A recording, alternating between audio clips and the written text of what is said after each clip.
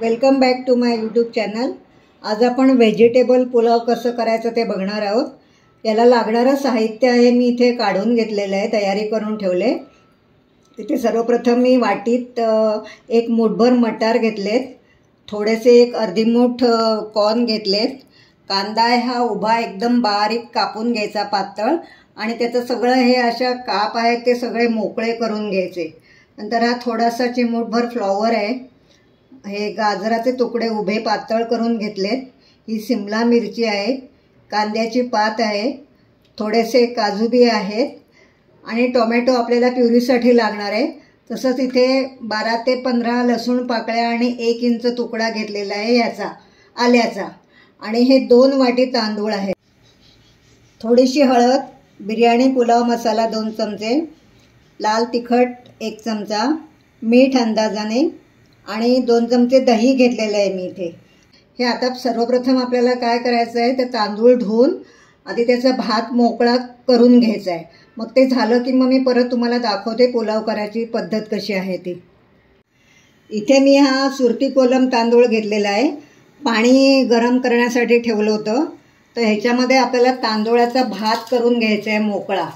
हा भात करताना ह्याच्यामध्ये मी 2-3 चमचे तेल आणि थोडासा 1-2 थेंब लिंबाचा रस घालणार आहे, म्हणजे भात आपला एकदम मोकळा होतो। हा भात जास्त शिजवायचा नाही, 80% शिजवून घ्यायचा, कारण मग तो पुलाव शिजताना पण तो आणखीन शिजतो, नाहीतर मग एकदम गोळा होतो। म्हणून आपल्याला साधारण बोटचेपा भात झाला की तो काढून घ्यायचा आहे गॅसवरनं।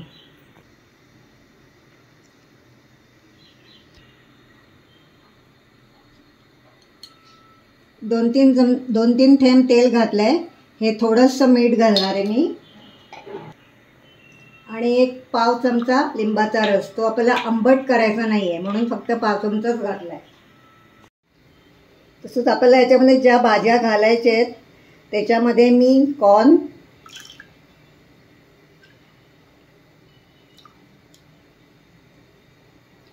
नंतर मटार,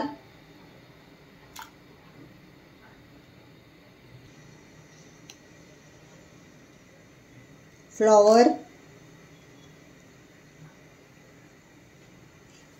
आणि गाजर हे थोडंसं अर्ध कच्चं शिजवून घ्यायचं आहे, म्हणजे मग ते त्याला मसाला सगळीकडे त्याचा व्यवस्थित लागतो। सिमला मिरची, कांद्याची पात, काजू, आणि हा आपण बारीक कापलेला कांदा आहे, तो कांदा आपल्याला आयत्या वेळेला तेलावर फ्राय करून घ्यायचा आहे। तर हे थोडंसं शिजलं की हे काढून घ्यायचं आहे, आपल्याला चाळणीमध्ये उसपून घ्यायचं, त्याच्यामध्ये पाणी अजिबात ठेवायचं नाही। हा बघा, हा असं बोटाने शीत दाबून बघायचं, हे आपलं शिजलेलं आहे। आता हे मी चाळणीत उसपून घेणार आहे हा भात सर्व। तर हा बघा, भात हा चाळणीमध्ये उसपून ठेवला आहे मी। हा थोडा गार होऊ दे, तिरकी ठेवायची चाळण थोडी, म्हणजे सगळं पाणी त्यातलं निघून जाईल आणि थोडा थंड पण होईल, तोपर्यंत आपल्या भाज्या पण शिजतात। मटार शिजलाय, फ्लॉवर पण शिजलाय, आता हे पण आपण चाळणीमध्ये काढून घ्यायचं आहे। ते कढईत मी एका तेल ठेवलेलं आहे तापायला,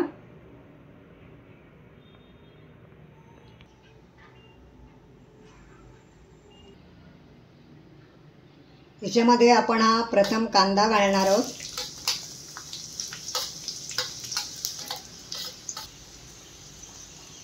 शिमला मिरचीचे तुकडे आणि काजूचे काप, हे आपण प्रथम फ्राय करून घेणार आहोत।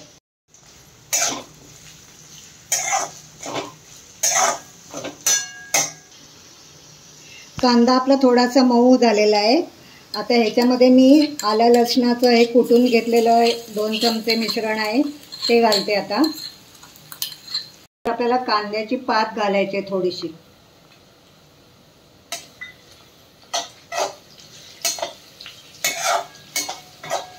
परत एकदा चांगलं हे परतून घ्यायचं, म्हणजे आलं लसूण याच्यामध्ये वास लागतो कांद्याला आणि बाकीच्या इतर सर्व जिन्सांना। त्याच्यामध्ये वाफवलेल्या ज्या भाज्या आहेत त्या पण आपल्याला घालून घ्यायच्या।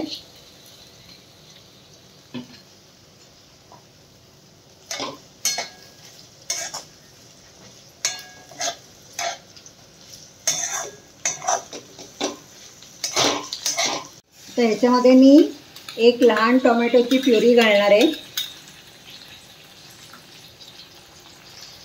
आणि हे लहान 2 चमचे दही आहे ते दही घालून हे आपल्याला एकत्र सगळं घोटून घ्यायचं आहे.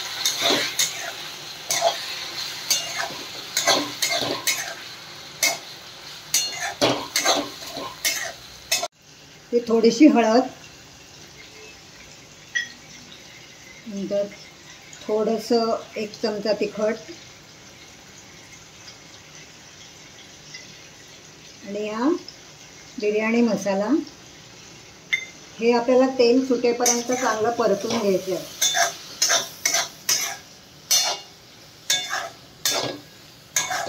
आता याला हे सगळं तेल आलेलं आहे चांगलं वरती. याच्यामध्ये मीठ घालायचं. आधे मीठ घालायचं नाही कारण त्याला पाणी सुटतं मग, म्हणून हे अंदाजाने चवीनुसार आपल्या मीठ कमी जास्त प्रमाण त्याचं करू शकता. मी भाज्या शिजताना आणि भात करताना थोडंसं मीठ घातलं होतं, त्यामुळे इथे मी मीठ कमी घातलं आहे. आणि आता एकत्र सगळं मिक्स करून झालं की त्याच्यामध्ये आपण हा शिजवलेला भात आहे तो भात घालून हलवून घ्यायचं चांगलं.